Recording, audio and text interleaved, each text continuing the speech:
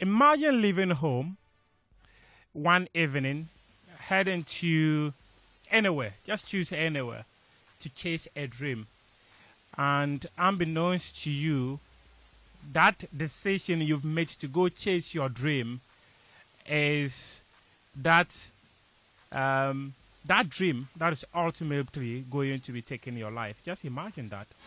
When we woke up to media reports about the demise of Ghanaian boxer Edward Akushe.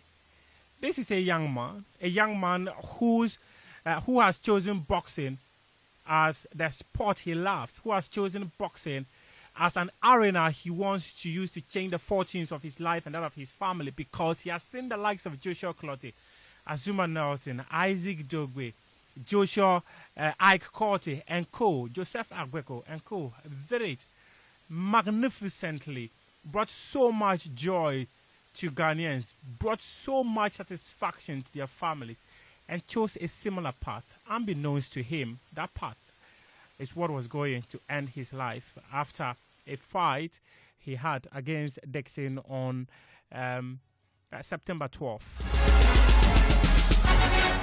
We'll be speaking to the Ghana Boxing Authority. My colleague Nathaniel Atta earlier spoke to the acting president of the Ghana Boxing Authority, Roger Bano. We'll also be going on the phone to speak to the spokesperson of the Ghana Boxing Authority to give us some more. But aside from that, we'll be talking about the Ghana Football Association decision to appoint Desmond Ofer as the Black Meteors head coach, and he'll be assisted by Yao Preko and Baba Nuhu Malam.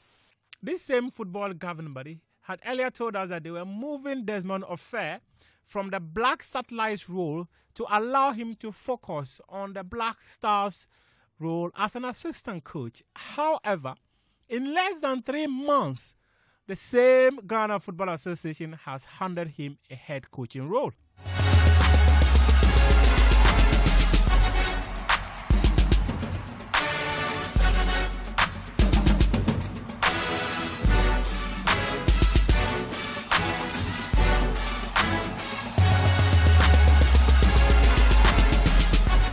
The University for Development Studies, they have made it to the final of the World University Football Tournament. They won 5-4 on penalties against University of Granada from Spain. That game was a nail-biting encounter, and the celebrations after was one of a kind.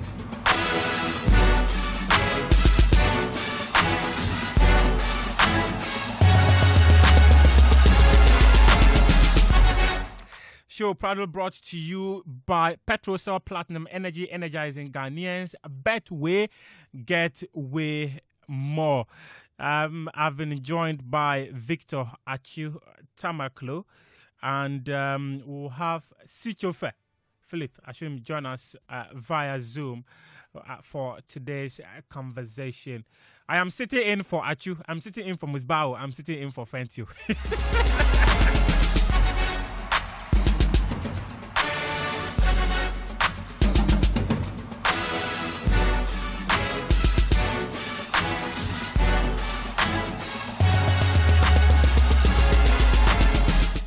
I am Muftar Nabila Abdullahi. At you? How you day? About what? I've been upset about the circumstances that led to the unfortunate passing of Bahubali. Something that was very avoidable. But I guess events like that and sentiments like what I'm feeling right now are the purpose for platforms like this. That when there is a review to be done, we can unpack the issues and look at why it happened in the first place, if it could have been avoided, whose responsibility it was, what ought to happen to those who had the power to stop this from happening, whose responsibility it was to ensure that boxing is organized within a premise that guarantees safety, while also promoting the competitive edge that we all seek. So I'm sure we'll get into all of that. We will. Let's go on the phone right now and speak to Andy Norte, who is the spokesman of the Ghana Boxing Authority. Andy, thank you very much for your time. We appreciate that you've been able to make our time to speak to us. At what point did it come to the Ghana Boxing Authority that Ernest Akushe had passed on? Well, let me first greet your listeners.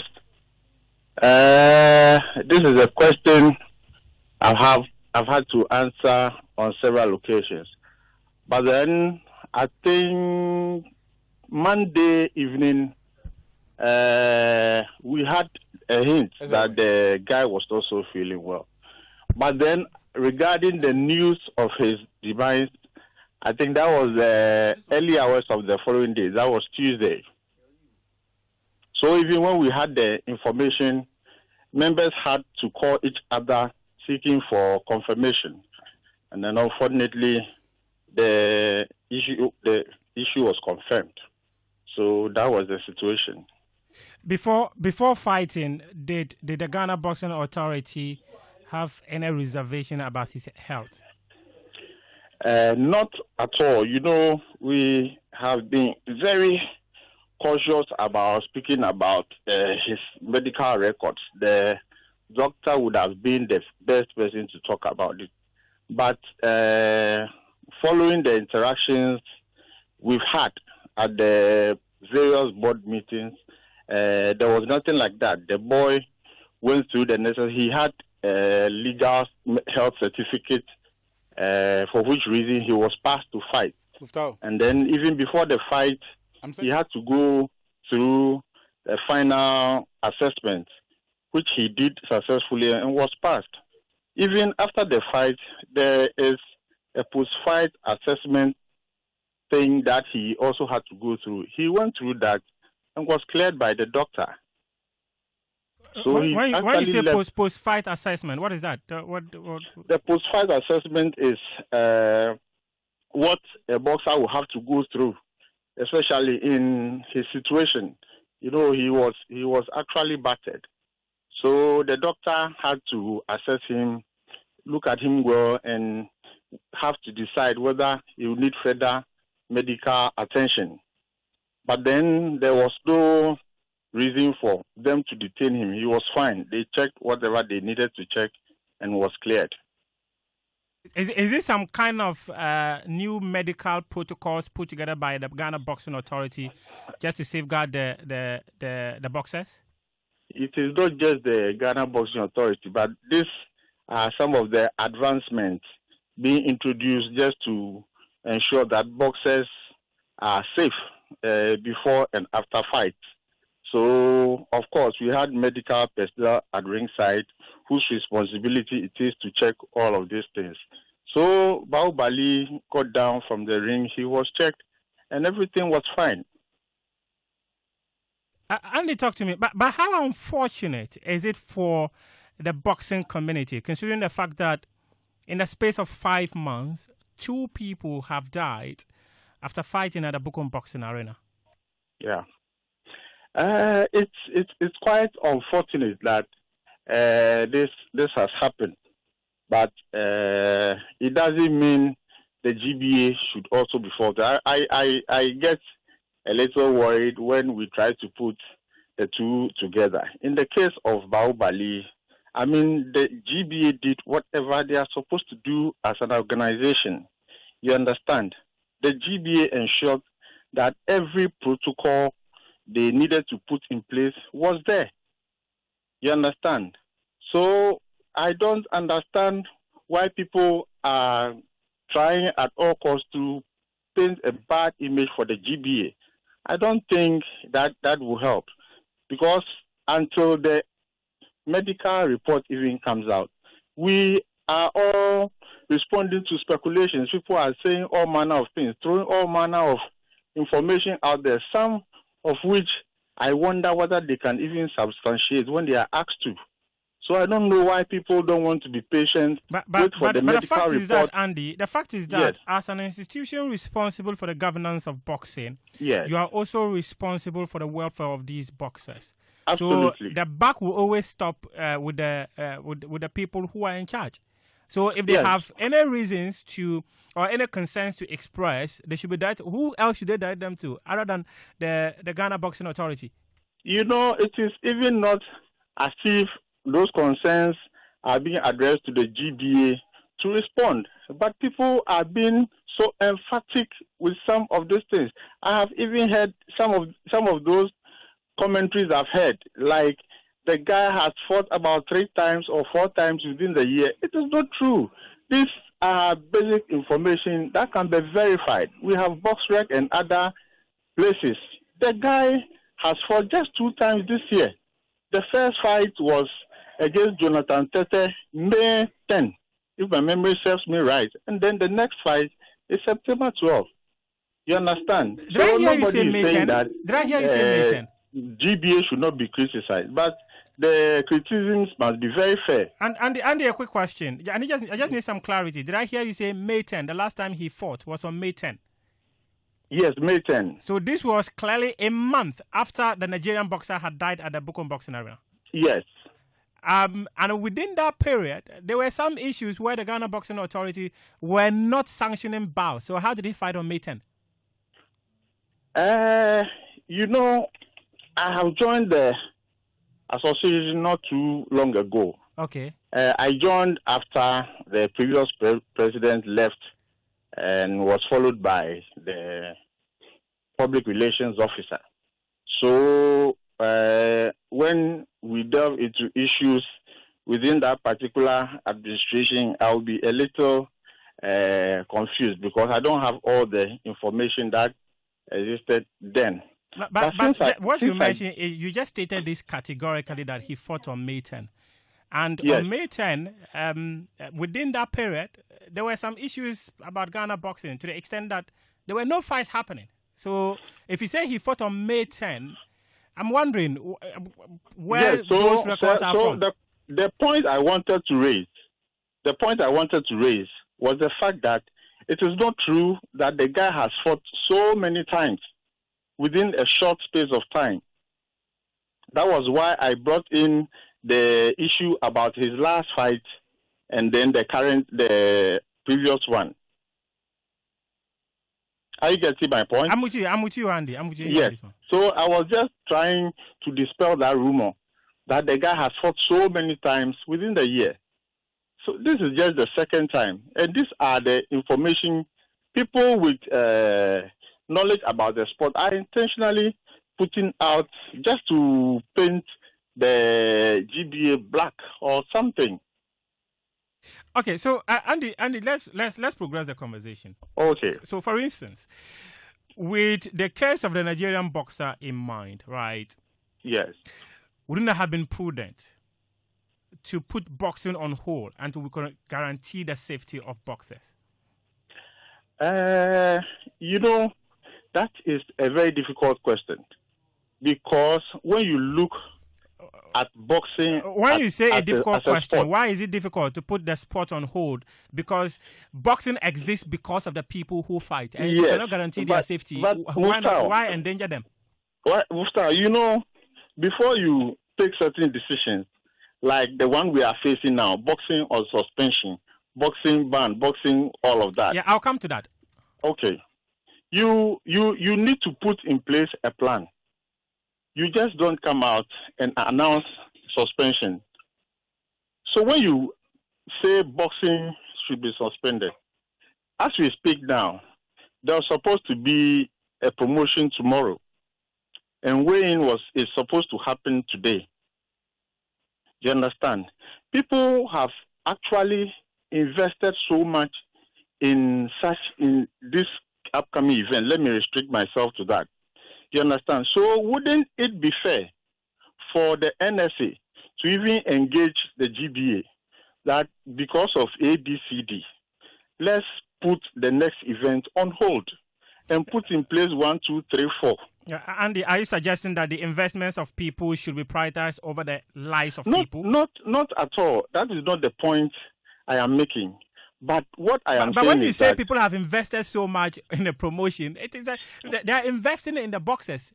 Their investment is because there are people who are willing to fight. Let's also not lose sight of the fact that, you are also talking about the livelihoods of people. But the point I am actually trying to make is that if you take such a decision and nobody knows when boxing will come back, you are putting people in difficult situations. You understand? So it should have been easier for the NSA to engage the GBA, discuss that from this day we want to put the sport on hold for ABC reasons. Within this period, we want to put up this structure, ensure this is done, and all of that. So now when you give them an idea of when the sport would return, now everybody will work towards that. But when you just announce a suspension and nobody knows what is happening after the announcement, people would have reasons to ask questions about where exactly you want to take boxing. So at this point, are you clearly suggesting that the Ghana Boxing Authority disagrees with the position of the National Sports Authority and that of the Ministry of Sports and Recreation in suspending boxing at the moment? We are not against those decisions. What we are saying is that we should have been engaged. We should have been given some respect as the body responsible for the promotion and development of the sport in Ghana. You understand? That's all we are saying. When issues are quite critical, drastic decisions are taken. For instance, about 5-6 months ago, a boxer died after fighting there, and another person has died. Clearly, anyone who is responsible or has oversight responsibility when it comes to the governance of the sport, that person clearly has a responsibility and has a decision to take. And if it's suspending the sport to ensure that the lives of people are protected, why is it wrong for them to do that? So, Muftau, I think that people have died fairly enough. But then, did we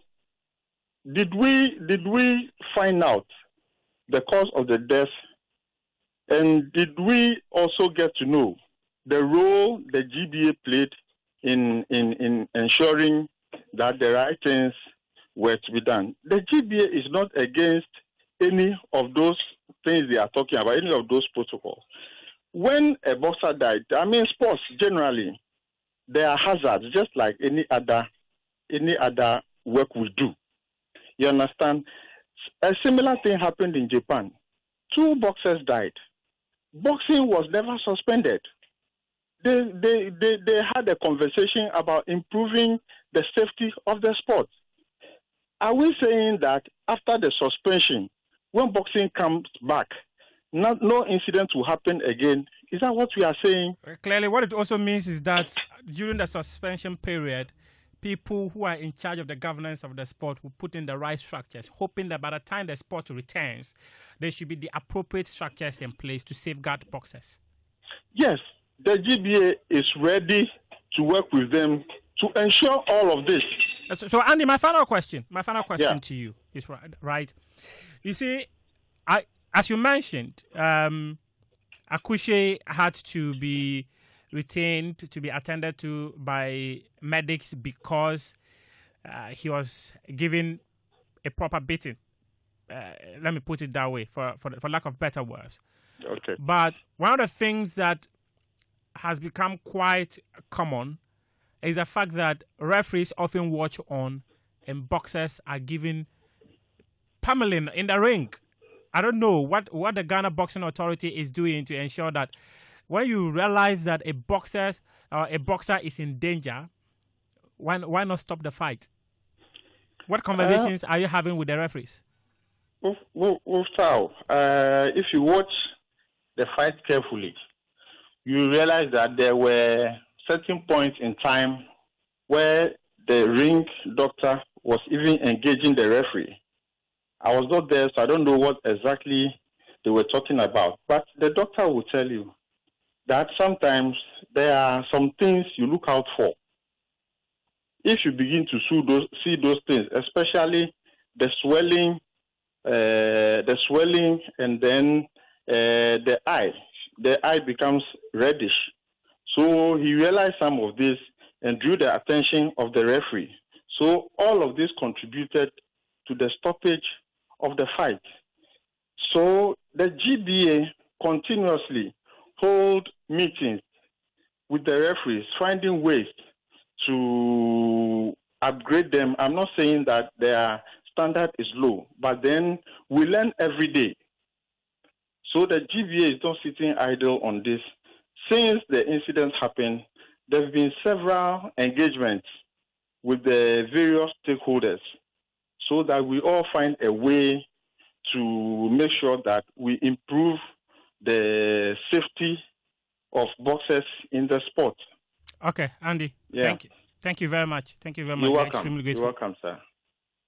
Andy Norte is the spokesperson for the Ghana Boxing Authority, speaking to us here on Game Plan. If you just joined us, this is Game Plan, Joy 99.7 FM, and also on his 103.9 FM. We are interactive on 05511119997, and also on X. You can tweet at us using the hashtag Game Plan, and then we'll read them for you. We'll be joined later by a team from the Ghana Swimming Federation. They are getting ready for the Africa Aquatics Championships that will be happening between October 3 and October 5. But I'm coming back to the studio.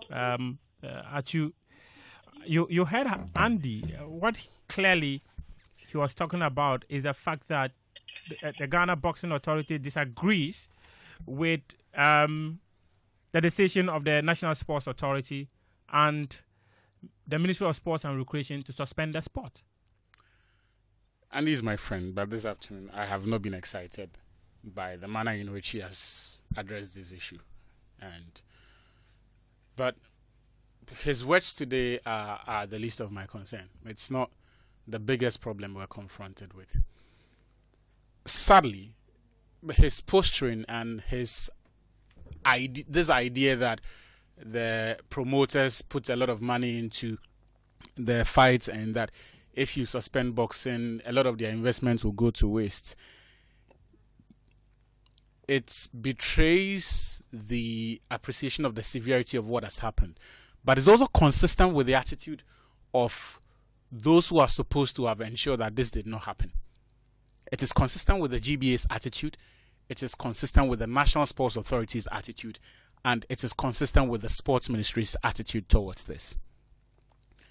And indulge me for a bit. I'll try and break this down. Because I don't think the bout itself should have happened. Why? I don't think so. Why? If you look at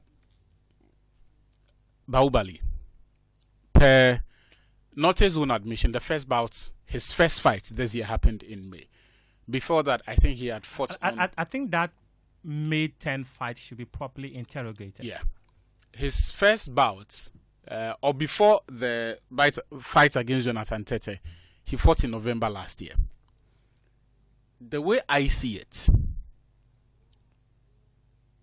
even under normal circumstances, assuming that the Gabriel Olanrewaju incident had not happened and these were normal circumstances and everything was well and good, right?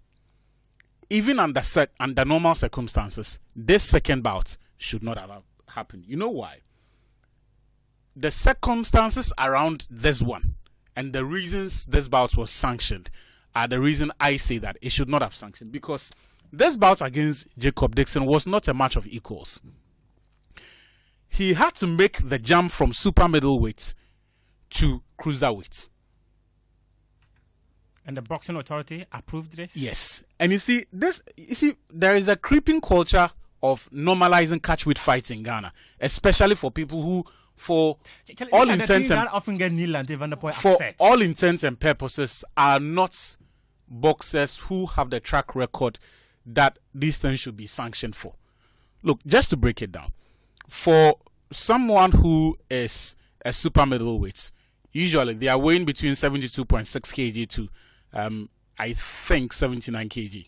No, 72.6 to 74 kg. Then the cruiserweight, which is Jacob Dixon's weight class, is between 79.38 kg to 90.72 kg. In other words, that was a mismatch. there are two weight classes apart. The two of them. Yeah. So it's clearly a mismatch. Now, this is someone who had taken a beating in May, right? The reason why bouts or fights in the world are well spaced out is to allow the boxer to recover, monitor him through the process of recovery, and be sure that they can deal with the physical exertions and that they can actually take punishment, because that is what boxing is all about. It's your capacity to take punishment and dish out. And so, in my view, to have sanctioned this fight itself should not have happened. But there is a reason the promoters keep making this fight, because, and anyone who goes to Bukum a lot will tell you that over the last 5 or 6 years, we're having a lot of these catchweight fights, not because there is a proper prospect of getting a good entertainment, but because you have the two communities who are backing them. So you have a lot of these communities along the coastal sides, who have one boxer or the other emerging. He's very popular. He has a beef with, say, so maybe someone from Jamestown has a beef with a boxer at Osu or Teshi. The community hears it, buys into the hype. Over time, the tension is palpable. They want to make the fight. The promoter then cashes in on that beef. And so, because he knows that if the community is interested, then they will pay. Now, the promoter is not the only one cashing in, because, and we saw this the last time we went for the bouts there, and anybody who goes there will bear me out. The lines are active. When you text in, tell me if I'm lying. You will hear your friends placing bets. And I'm not talking about online betting. This one is me and Lawrence. First, me and Lawrence, we are sitting here and we are placing a wager on Bahubali, on Dixon, on Jonathan Tete. So the communities, they don't care. A lot of them are not educated on these weight divisions and the dangers that are the boxer is exposed to when he has to take on a catchweight fight. But the GBA looked at this and said, within 3 months, he can make the jump, make the weight from 72 or 74 kg to around 89 kg or 90 kg. So let's sanction the bout. And here is the thing. For this one, we know this bout was sanctioned somewhere at the end of August or so thereabouts. So the expectation was that within a month, he was going to add on over 15 kilograms of weight just to be eligible to take on Jacob Dixon. But this makes sense to the promoter because the community will pay. It's an opportunity to cash in. Yes, so because the community will pay. The members of the community, it makes sense to them because there is a sense of pride, but more importantly, they are going to bet and they are going to make money at the expense of the boxer. And all of this for someone who has just fought 8 times in his career. Now, if you will not listen to the words of journalists, Brian Okamoko has spoken about this. Yeah? Joshua Clottey. For those who are on TikTok, I think you must have seen a lot of the videos that Joshua Clottey posted after the first fight. You know what Joshua Clottey said? What did he say? He said, Bahubali's ring craft is putting him at risk. He said he either finds a trainer who re-educates him or he should find a different spot because he's going to die the way he's fighting. Joshua Clottey said this? Yes. So purely from the sporting angle, there were even questions there. So how did Joshua Clottey see this and the people who govern the sport still allowed him and risked him to come be fighting? The fight went ahead. The promoter is able to prey on, and if you listen to IMAX, who organized the last one, I think this one, and all of these promoters who have been at the heart of all of these questionable bouts, the first thing they tell you is that, well, the interest was there, so we had to make the fight. Which means the duty now lies on the GBA to have a technical view. As for me, I don't know boxing. I have never run a boxing promotion before. I have never been involved in boxing governance, so don't take my word for it. You are the guys who are supposed to know and understand the nuances of the sport and be able to understand the dangers or the risks that are associated with asking a boxer to make 2 jumps from super bantamweight to cruiserweight within 6 weeks or within 4 weeks. The duty lies on them, on the NSA and the GBA. And that is why I feel like when President Mahama comes down, he needs to have a serious conversation with Yampofo Ankara and the sports minister. Because I think their attitude towards this matter has not reflected the seriousness that it deserves and sufficient understanding of what their responsibility is and their role in all of this.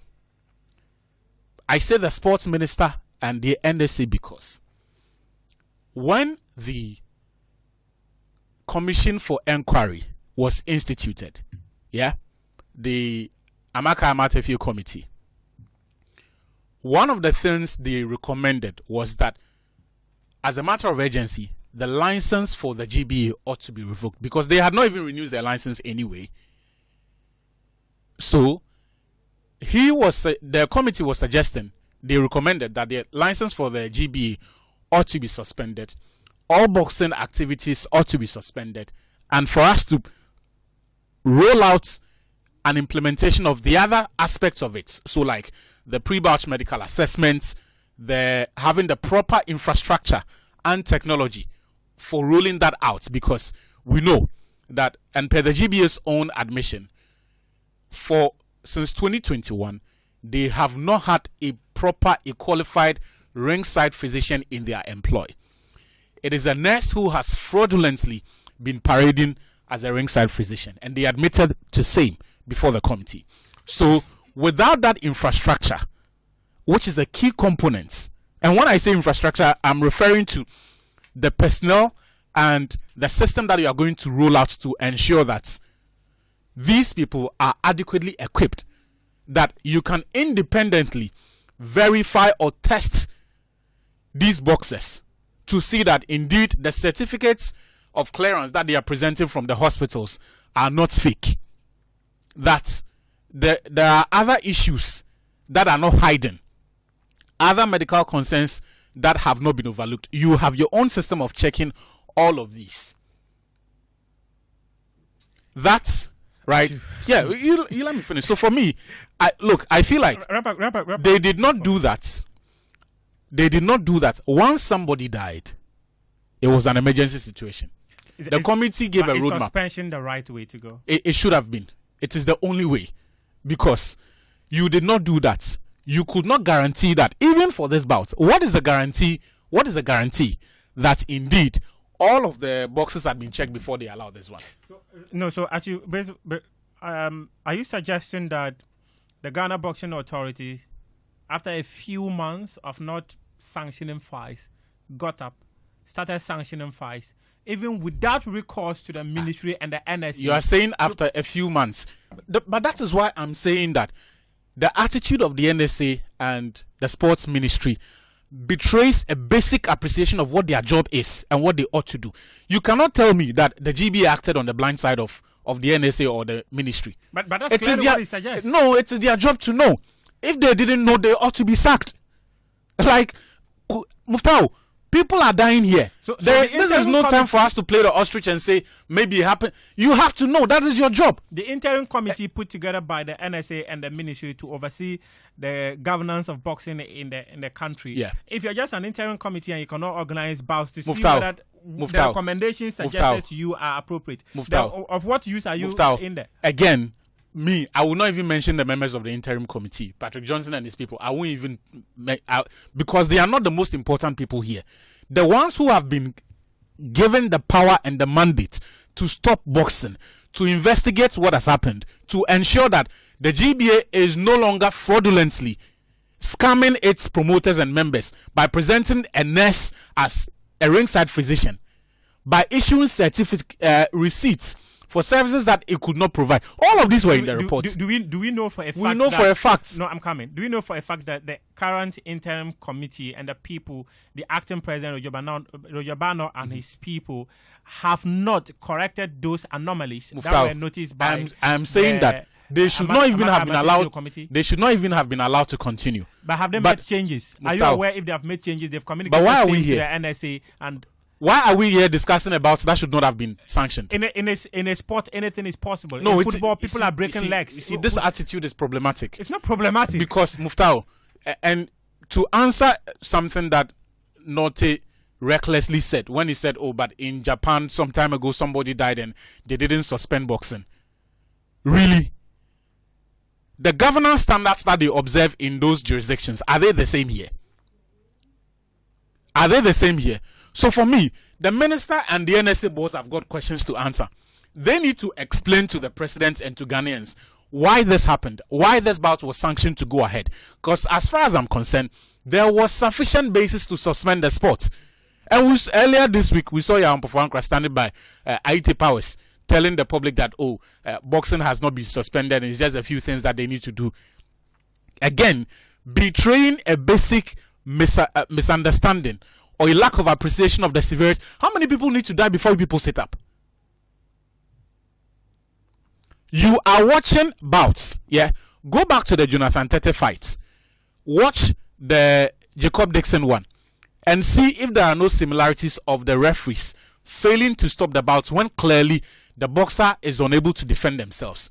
There is a clear pattern over the years of when you go to Bokum, it is of the crowd cheering on. There is a pattern where the referees have become reluctant to stop the fight even when the boxers are no longer able to defend themselves. The GBA is allowing this. And the NSA, who received that full report from the committee that was... Then what was the essence of asking of commissioning Kowasma and His Excellency Amaka Amatefiu to go and waste their time and do that report? If you just shelve it somewhere. Because, look, each time there is an issue with the NSA, we say, oh, they don't have money, they don't have... This is a matter of just implementation of putting structures there, of lifting the standards and telling these people that if these promoters are not going to pay for the proper medical procedure to be done, if they are not going to put money on the table for the GBA to independently verify and test these boxers to ensure before and after the bouts, put them under close surveillance as it happens elsewhere. Elsewhere, we read of bouts that happen and then 8 to 10 days later, the boxer is still in a medical care being observed just to ensure that there is nothing that has gone unchecked.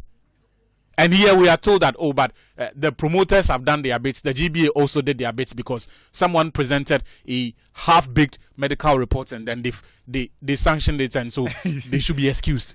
This should not be business as usual, Muftao. We know that this bout should not have been sanctioned for the reasons that I have explained. The NSA sat on the job and slept on it. The sports ministry also. You cannot tell me the statement that they released asking for the implementation of the committee's report before the GBA is handed control again is there. So, at what point in the committee's work did the NSA realize that, okay, they have veered off tangents? And when they did, what did they do? If you didn't act, it only goes to confirm to me the point that we had moved on as a country. No, not the Muftau. I can move on, but the NSA boss cannot because it is his job. I'm saying that if at some point the committee that he inaugurated veered off tangents, what did he do? If they did not see it, then they are not even supposed to be in that office. Okay. Thank you very much. This is Game Plan Show, proudly brought to you by Petrosol, energizing dreams, and Betway, get way more. And let me tell you something pretty quick about Betway. It is stepping up to give their fans even more back with Betway rewards. Whenever you bet on sports or casino, you will earn points that can be converted into cash. It is that easy. The best part of it is that you can convert whenever you want and can withdraw the funds or use them to place new bets. No strings attached. So, start enjoying a whole new way to get rewarded with Betway. Only on Betway at betway.com.gh. Terms and conditions apply. Regulated by the Gaming Commission of Ghana. Bet responsibly. No under 18s. Betway, get way more.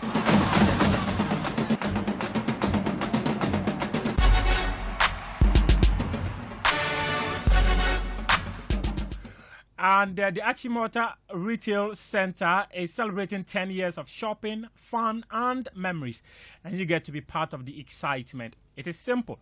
From now till the 28th of October 2025, just shop from 300 cities and above at your favorite stores at the Achimota Retail Center. Drop your receipts with our promoters and you could be the shopper getting the rewards on 10th October.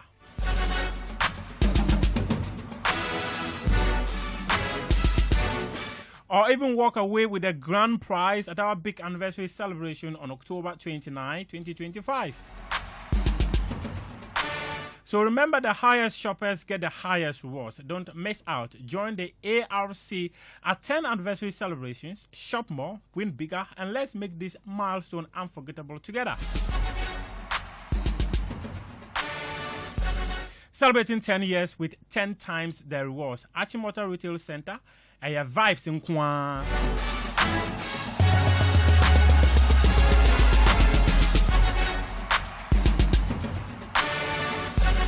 Attention, Ghana. Exams are done, the stress is over, and now it is time for our SHS leavers to step into the next chapter of their lives in style. Introducing Pens Down and Level Up 2025, happening on 18th October at the breathtaking Bonso Eco Park. To parents, this is not just another fun trip. It is an educational experience where your wards will receive first-hand guidance from Ghana's top universities on admissions, course selections, and career paths. Trusted reps will be on ground to answer all the important questions before your child takes the next big leap.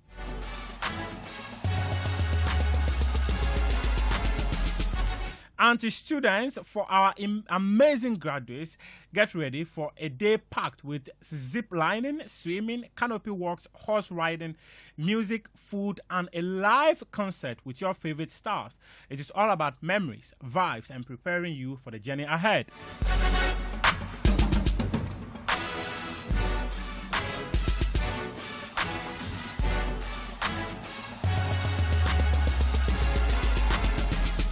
And to brands, for our valid partners, this is where you meet Ghana's next generation face to face.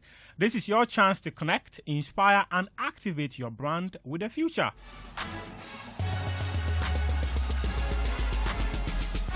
To register, you pay 300 Ghana cedis with your name and location via Momo to 0244 272 460. Emily Nyako to book your seat. So you are paying 300 Ghana cedis with your name and location via Momo to 0244 272 460. Emily Nyako to book your seat.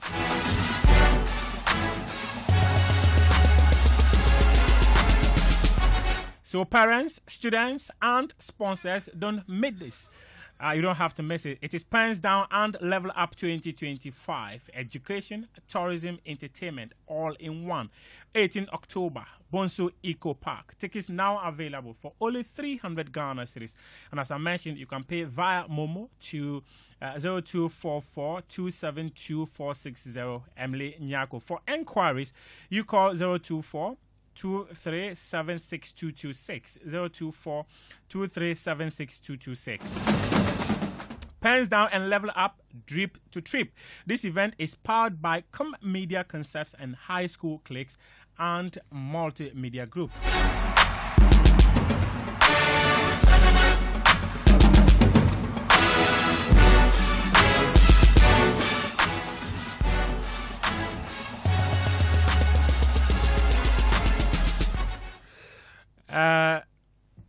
Sicho Fair. Philip Ashrim. Yeah, sir. How you doing, Uncle? I'm well. By the grace of God, I'm fine. I'm doing well. Okay. God bless you. You look fine. And I like the cap. Thank you. I've never seen you with a cap before. The only time I wear cap is when there is a company outdoor activity to avoid the sun. Apart from that, yeah. No, but for whatever reason, it's usually when I'm in the sun for long hours. That's when I wear it. when if there is no activity for me to be in the sun, I don't. when I put on a cap or glasses, I feel shy. Why? I don't know. I don't know. I mean, if there is a need for it, why not? Those days, like when we were young, you would wear some glasses, and when you're walking, be like there are some heels in front of you or something like that. So, since then, Sicho, you say? I mean, I told people, like, I mean, not that I lack any confidence or whatsoever, but I told people who struggle for confidence when they were speaking in public or speaking to people that one of the best things you can ever do is to put on some glasses. It might not be dark, it might be as bright as mine, but it subconsciously gives you an extra layer between your eye contact and the person you are talking to. So for people who struggle to make eye contact when they are talking to people or when they are talking in public, they can use it as a dressing tool, but the real reason maybe behind it would be to aid their communication. Yeah, but I mean, of course, for me, the reason why I wear it is different. My eyesight is brilliant. It's fine. I can do without it. But once I go into media, I started doing lots of TV. I decided to protect a lot more of my eyes with it, and somehow it became part of what it is. And they say it looks good, so I keep it on. Yeah, in fact, it looks good. That one, yeah, I must also add that it looks good. Sicho, just before you joined us, we were talking about the unfortunate incident that happened early on this week when we woke up to reports about the demise of Ghanaian boxer NX Akushi. And this has happened. This is the second incident that has happened in like 5-6 months. Raising questions about the governance of the sport and whether we actually value human lives. What structures do we put in place for the people? Because the sport exists because people are willing to get involved in it. And if you cannot protect those people, you don't have to be in it. Yeah, we live in a country where, and as I said, that doesn't value human life. And it cuts across. It wouldn't only be sports. Otherwise, our roads wouldn't be as bad as they are. Otherwise, our hospitals wouldn't be as strong as they are. Service of conditions for very, very important people wouldn't be what it is. So we live in a society where we are almost used to people losing their lives for whatever reason. And it's dovetailed into sports. And for me, what is disappointing is that we know that for sports like boxing, the safety protocols are incredibly high because athletes are going under massive punches, pain being inflicted upon them. Some of them are getting deep cuts, some of them are getting internal bleeding, some of them are going through things that your normal body wouldn't go through if you played tennis or maybe you play football or other sports that are not combative. So it is shocking that for a sport as brutal as boxing, a sport that has a lot more of risk of fatality as boxing, we treat it as though it is, and it's a professional boxing circuit, but we treat it as though it's two boys who have had their own fights on the streets, and then they are getting it off their chest, and that for me has become, if you like, the standard of how we've treated so many things. And I've said it. One of the biggest problems we face in Ghana is the common notion we have that NSP, because then if a DBA, we would make sure that all the necessary protocols that need to be done are done. And if promoters are going to be organizing bouts, they're organizing bouts for athletes who are fighting within reasonable weight categories, so that people are not jumping two categories in the space of 4 months to fight, or dropping two categories in the space of, or two weights in the space of few months to fight. And athletes are not fighting every 2 months, every 3 months, every 4 months, because at the highest level, we know this, that when boxers have gone, even have won their bouts, and that don't look like they suffered a lot of, punches or blows, they take their medical attendance very serious. So some of them lock themselves in the hospital for 2 weeks just for precautionary. Some of them, even when they are staying in their home, they've got medical officers on standby. But that all of that comes down into how much investment has gone into our sports from government sector, and how much supervisory role the agency that is supposed to provide in terms of NSA have done. So what is the requirement to become a professional boxer in Ghana? Is it that you can fight and you can box and you can get into the ring, or you are working with gyms that have demonstrated capacity to, provide healthcare, make sure you are safe, or with promoters who are making sure that in contract that is signed, when these things happen, they are coming out to suffer. It looks like there are no real standards that are being followed as far as sports, and in this case, boxing is concerned. All we want to do is get people in the box to fight, so that people who come to the stands, even sometimes for free, can shout and can go home and be happy. And in the end, as you said, in the space of 6 months, we've lost two boxers in the same ring under very similar circumstances. Which is quite unfortunate. And in fact, I've just seen a video. Actually, I don't know if you have seen that. Fentio has just shared a video of the people insisting that whether there's suspension or there's no suspension, they will proceed. I'm watching it. Yeah, I'm watching it. And this clearly goes to buttress the point you were making about the community always throwing their weight behind these things, and promoters are cashing in on that. Yes, and everything Sijo is saying, when actually life needs to go on. I mean, there is no need for any consequence. Look, I don't even want to take Aite Power's word on the accusations he's making about what the minister said to him and what the Ampofuankra said to him, because at this moment we are not able to independently verify. But he's clearly saying that he's going to proceed with the bout and that no one can stop him. This is in the public space. Yao has to see this. The minister has to see this.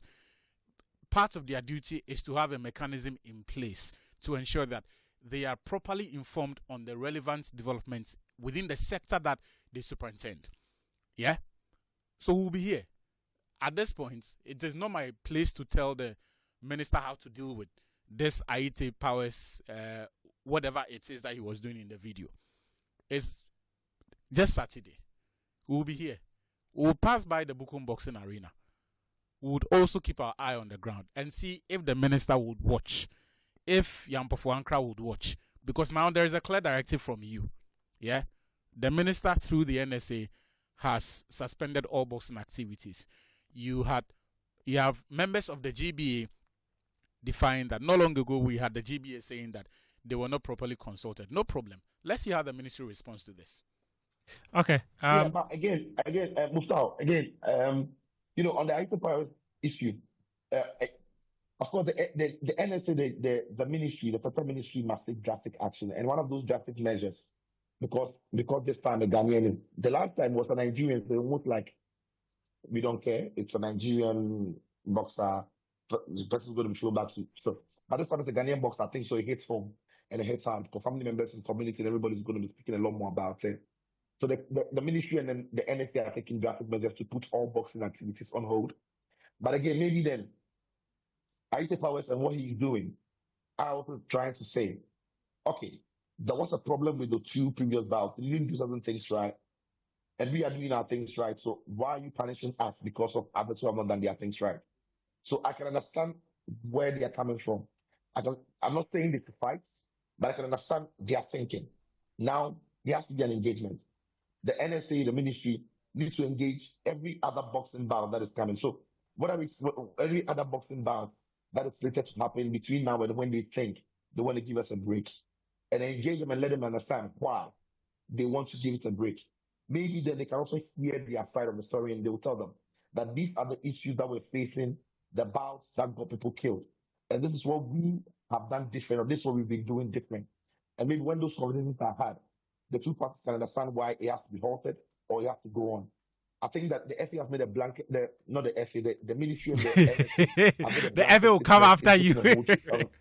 Every boxing affair in every boxing activity in Ghana. And I understand why it is drastic. But individuals also in the same space who live on boxing can say, because think about it, we can't all of a sudden say that maybe we halt every football activity in Ghana because Division 1 has a problem.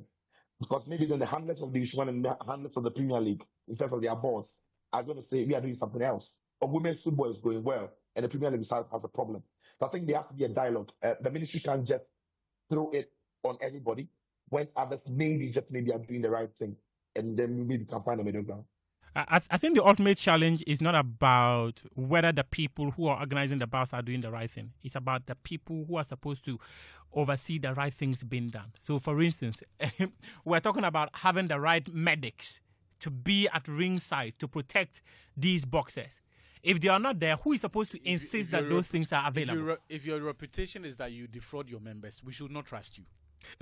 Like, you go on camera and you admit that you actually defrauded your members. Why should anybody take you seriously? What if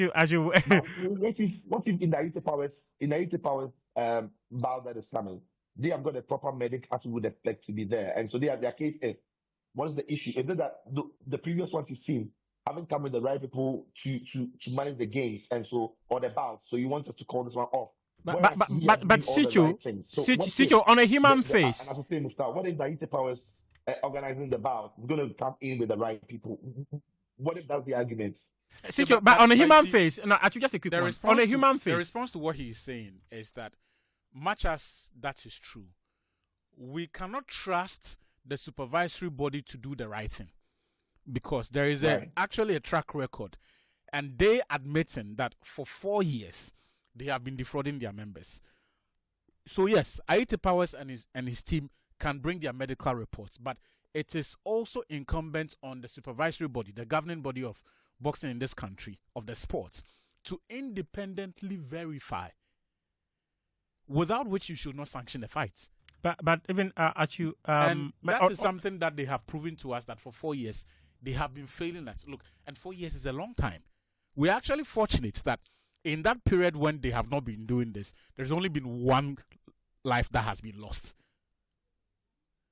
Because come to think of it, anything could have happened. In all of those times when they didn't do due diligence, anything could have happened. You have a reputation of not properly sanctioning, allowing fights for boxers who have not been sanctioned. Boxers who have not been given a certificate to come and fight. You sanction that bout. And in matters of emergencies like this, we are supposed to trust you. But I'm actually even thinking, right? The Dixon Akushe fight was on September 12th. Yeah. Right.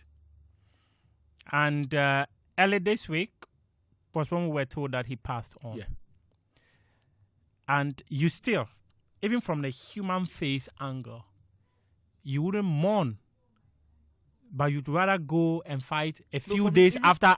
Even as for mourning, you could declare 4 or 5 days of mourning. But the processes that happened here, the fact that they clearly detected that there was something wrong with the guy after the bout.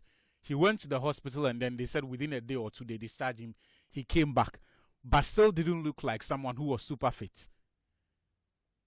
That system, that defective system that does not have any proper post-bout medical care is what ought to be fixed. And I'm saying that until that system is checked, you can actually have people with the right medical documents that proves that this person is in the right physical condition to fight. But what if they take a punishment during the bout? And after that, who's supposed to take that responsibility for the post-bout medical? Is the GBA that has to? Who's supposed to take the responsibility? Is the GBA that has to insist that before they sanction a fight, the promoter has to be willing to bear the cost of that? So there is money set aside for that purpose, right? So that you don't have a situation where the family says that after a day or 2, they can no longer bear the cost of the admission fees at the hospital. So, because that is what happened in his case. They took him to a pastor when the issue recurred. I mean, that is what happened. Person went to the hospital, wasn't properly taken care of, and then when the issue recurred, they took him to a pastor. I'm saying that if you have a proper culture where the GBA standards are such that you probably need to cough up an additional 25,000 or 30,000 in medical insurance to cover the post-bout medical expenses, that takes care of that, because it is no longer something that you now have to come and hustle and look for money. So in the case of Bahubali, you think that if there was proper medical insurance or such an arrangement to cover that, after the first time he went to the hospital, they would be in a hurry to take him home. And the guys have dissected everything. We'll be taking a quick break. When we come back, we'll be talking swimming. Ghana is hosting about 22 African countries between October 3 and October 5. It is the Africa Aquatic Swimming Championship, and that will be happening at the Boteman Sports Complex. Actually, you say you have a message for me. The GBA spokesperson just sent me a text. He says he wishes to correct the wrong impression made about the weight difference. He said Bahubali fought the last fight as a light heavyweight and not a super middleweight. There was no problem with the weight difference. Secondly, it is not fair to insinuate that the GBA was more interested in investments than the lives of the boxers. Thank you very much, Andy. But those were his words. Okay, those are his words. Betway is stepping it up to give their fans even more back with Betway rewards. Whenever you bet on sports or casino, you will earn points that can be converted into cash. It is that easy. The best part is that you can convert whenever you want and can withdraw the funds or use them to place new bets. There are no strings attached.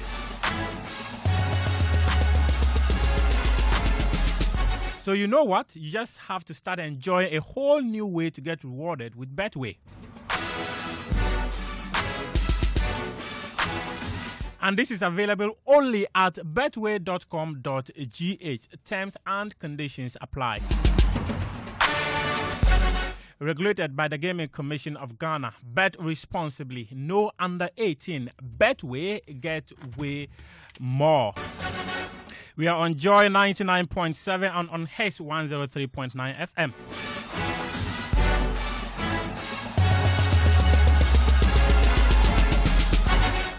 About 22 African countries will be assembling in Accra at the Boteman Sports Complex for this year's Africa Aquatic Swimming Championship. And we have some members from the Ghana Swimming Federation in studio. But before we get into that, there's something pretty quick I want us to tackle, which has to do with the Ghana Football Association decision to engage Desmond Offer as the head coach of the Black Meteors.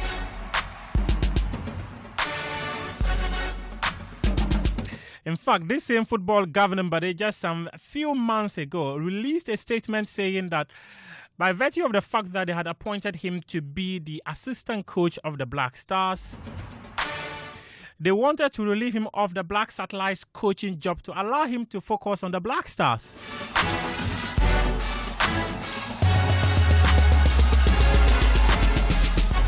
But in less than 3 months, they've gone to appoint him again to head the technical team of the Black Meteors. And he's going to be doing that with former Black Stars player Yao Preko and Baba Nuhu Malam.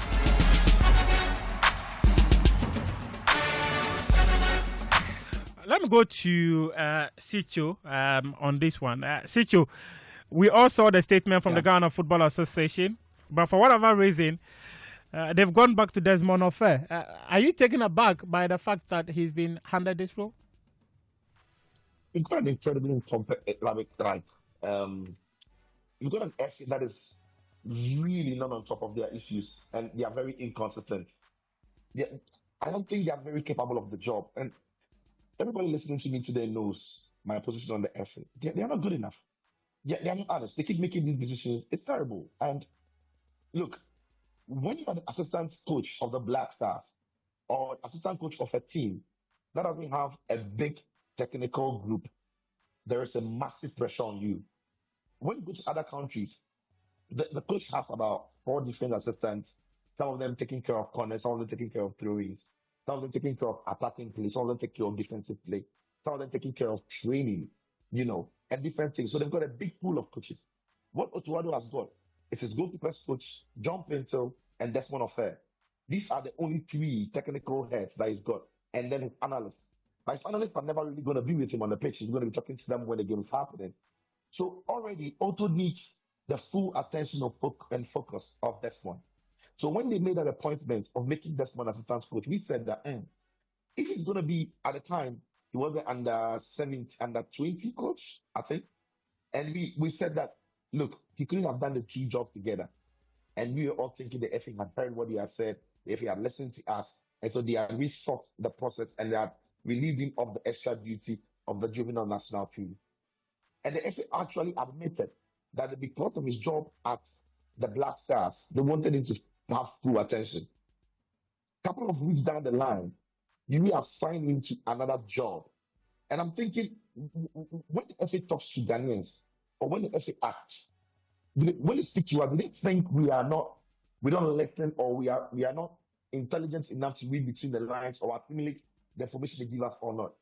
Because for me, I don't get how you give us a reason why you relieved him of his previous job, and then the same reason exists or persists. Yet you find another job for him while he says assistant manager of the Black Stars.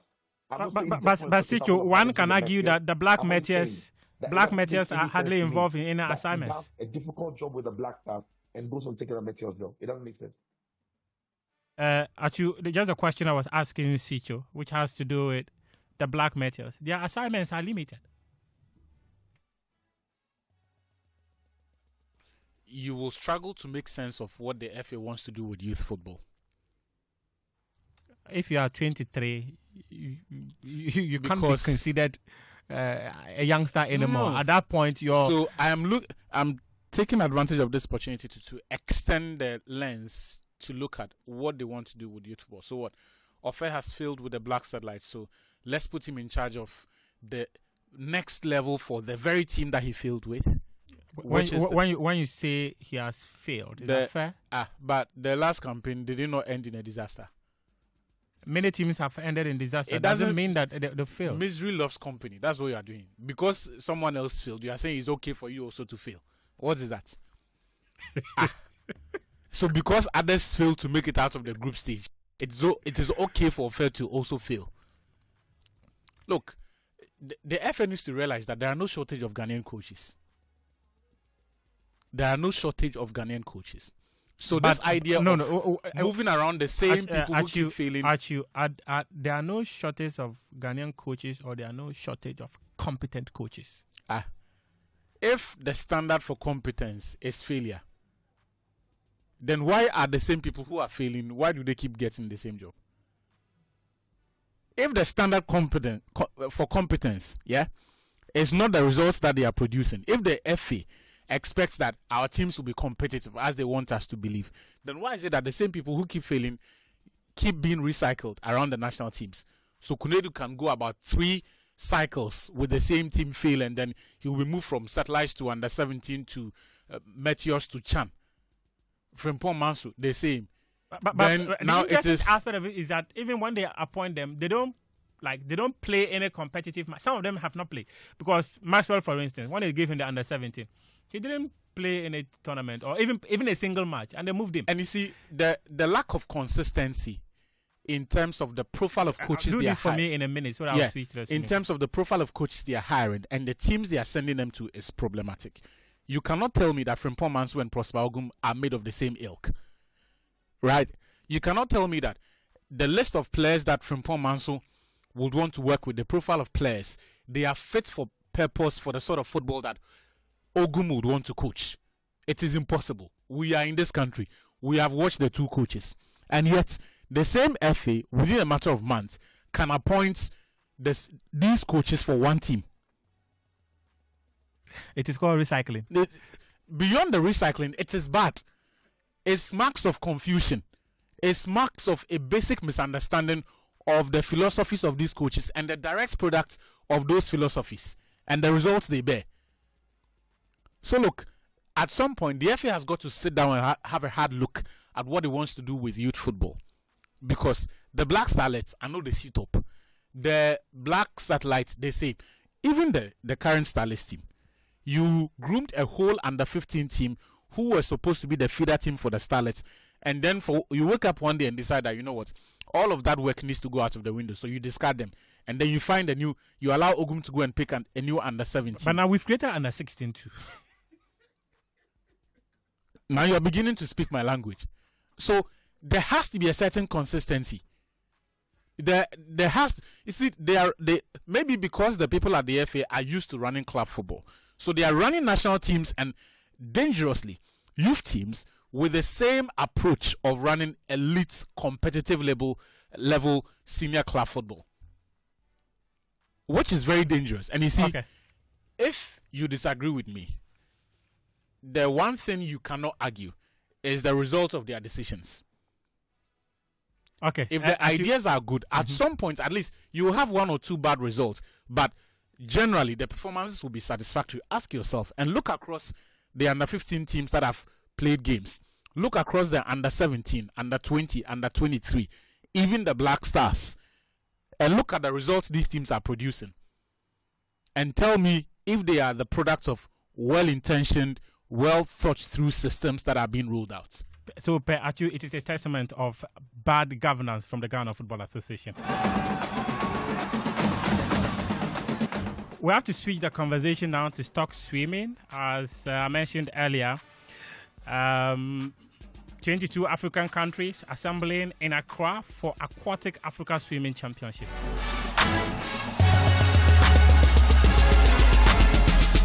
In fact, I wish we could talk a bit about athletics as well. In fact, I've written a long letter to the president of the country.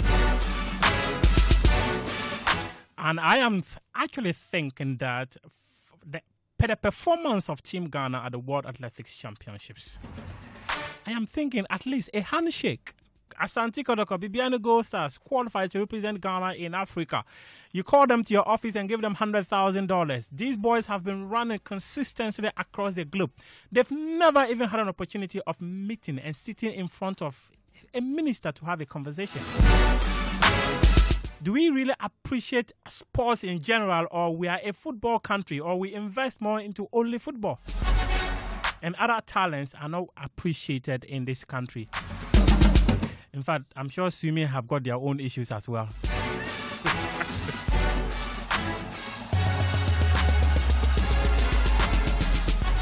I've been joined in the studio by Dr. Frederick Boama, who is the board, the LOC chairman, Local Organizing Committee chairman of the Africa Aquatics Swimming Championship for this year, and also Farida Idris. She has got multiple roles. I don't know which one is most appropriate. Please take the microphone, Farida. You have used the microphone. So, which of the roles would you prefer I mention? LOC member. You prefer the LOC member. But Doc, let me start with you, right? Talk to me about how important it is for Ghana to host this Africa Aquatic Swimming Championship. Thank you very much, and thank you for having me. Good afternoon to your listeners. As you have informed your listeners, Ghana has been given the privilege of hosting the 2025 Africa Aquatics Zone 2 Swimming Championships at the junior, senior, and masters level. And this is important in a number of ways.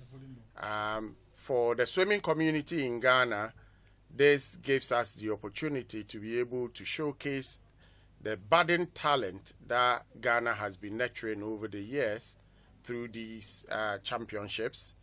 As a federation, this is yet another testament that Ghana swimming has grown over the years, because this is not the only championship that Ghana has been given the right or opportunity to host. Okay. In the last 4 or 5 years, Ghana has hosted at least 4 of these continental and regional championships. And so it's another testament that swimming in Ghana is growing. For the community or the Ghanaian economy, as you know, 22 countries are descending into Accra from the 3rd to 5th of October.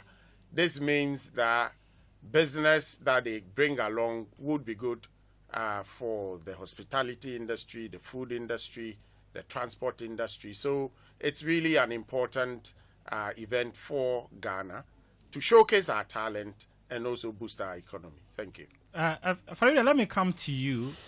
How significant is this event for the region? You are a multiple person, so I would like you to talk to me about the region assembling here. Just how significant is it? Yeah.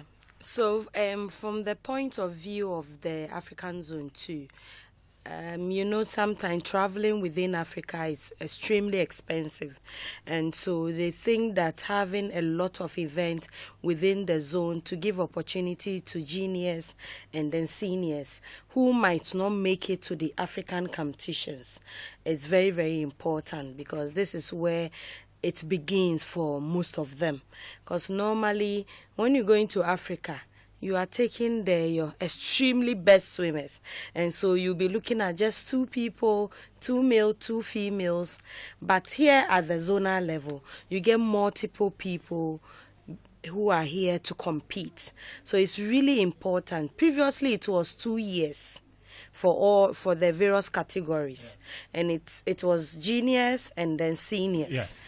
But we started this concept last year, with Ghana being the first host of a combined age category. Okay. And then we also initiated last year the masters level. Okay. So this is the second edition of the Masters. Okay. And then this is also the second edition of the combined age category of junior, seniors, and masters, which has never been hosted by any country. Oh, wow. That's a massive plus for Ghana. Doc, talk to me. In terms of preparations, just walk us through preparations for this championships. How ready are we? Okay. Thank you very much. So preparations began sometime in June. Okay. When, even though belatedly, Nigeria declined the hosting rights, and Ghana, as Farida has just indicated, based on the success of the 2024 edition, became the obvious partner to Africa Aquatics to step into Nigeria's shoes to be able to host this. So preparations started in June, when the Ghana Swimming Association formed the LOC for us to take charge of the organization of the event. Okay. Now, to do this within this short period of time, I must say, has been very challenging. But we've also had the benefit of the knowledge and experiences of the persons who have managed swimming in Ghana. Is the pool finally in good shape? The pool is in good shape. Okay. Although we are still in the process of making sure that it's cleaned and it's put in a standard that fits the World Aquatic Standard. As you may have heard, it has been an approved event for world events for next year. Yes. So quite clearly, it is not just a regional event. It is an event that has to meet the World Aquatic Standards. So preparations has been very thorough. We've had to fall on the ministry, the federation, and other stakeholders to support us to be able to prepare for this event, even though the time has been quite short.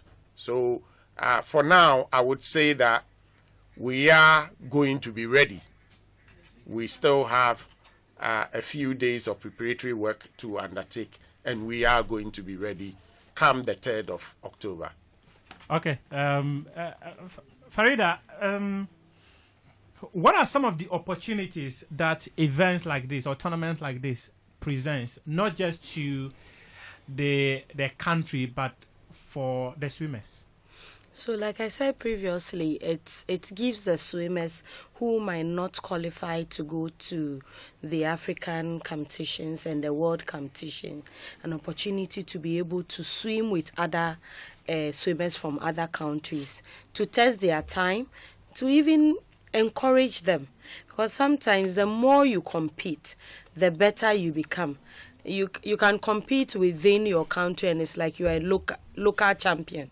You don't get competitions from other people. So Zone 2 gives you the platform to test yourself, to look at the level of swimmer you are, because when you are able to get this stiff competition, you know that, oh, okay, I'm not there yet. I need to work hard and come back again. So we've had countries like Cape Verde, who came in Ghana with 10 swimmers in 2023, came there with 10 swimmers, 0 medals and told us that we shall be back. And seriously, they came back. That is the exposure. In 2024, they had the best performing swimmer in the female junior category. Wow. And she was also the best swimmer, female junior category by medal count. Wow. Oh, yes. So we've had countries like that too. Okay, we are going, we'll be back. So they are able to analyze their current form and you see them coming back. So now the issue about Ghana, Senegal, Nigeria being the top countries in the zone is now a thing of the past. Why that? If other countries are catching up, why? The other countries are really catching up. So why haven't Ghana, Senegal, and Nigeria also stretched the lead if they're catching you up? What are you doing wrong? LOC chairman, who is also a parent, are helping us to do that catch up. You know, Ghana and our system only focus on the sprint. And with the sprint, it's like everyone is doing it. So the likelihood of not medaling is like almost 65%. Oh, wow. Oh, yes. Because you would have, when you look at swimming heats and you look at 50-meter freestyle, you can get to almost like 20 heats. But when you go to, let's say, 1,500, it won't go beyond 5 heats. When you go to 800 meters, it won't go beyond 5 heats. 400 IMs. And these are events that naturally the Ghanaians don't get in. So it was like if you don't have the Kaya forcing, the Zara forcings around, it means that we'll be focused on the 50s and the 100s. Okay. So I think the little of it changed last year, where we had even Abeku swimming 400 IM. You had like Harry Stacy swimming 400 freestyle. You had Tamba swimming 400. And this year, we have an 11-year-old who is the national record holder in the 14 to 18 years category. That is the junior. That's an interesting one. Let me come to your coach. I'm just running out of time. And ask him this question on what tournaments like this means for the development of swimmers or athletes. Okay, so as we've been saying, I mean, tournament like this gives the swimmers, the athletes, greater exposure. So the more they are exposed to it, the more they want to better off their times. So swimming is an individual kind of sport. Yeah. The more you practice, the more it gives you bigger confidence to be better in future. Okay, so Doc, what legacies do you want to leave behind after the organization of this championship? Thank you very much. So for the swimmers, we want to instill in them that confidence that they can go beyond Zone 2. For Ghana Swimming, we have started the initiative of setting up a swim fund. Because as you said earlier, funding has traditionally been focused on football. Yeah. And sports or disciplines like swimming suffer a lot. And so on our own, we are initiating a swim fund. And we are inviting the corporate Ghana stakeholders in sports to turn their attention to swimming, because we have the potential to do well and make us proud at the world stage. But we need to start with putting resources together that can support the swimmers, develop their training programs, sustain their nutrition, and pay for competitions outside Ghana. So we are starting a swim fund, and in that regard, if you may permit me, we have a short code that anybody who wants to donate something to that can also do that. Yes. Okay.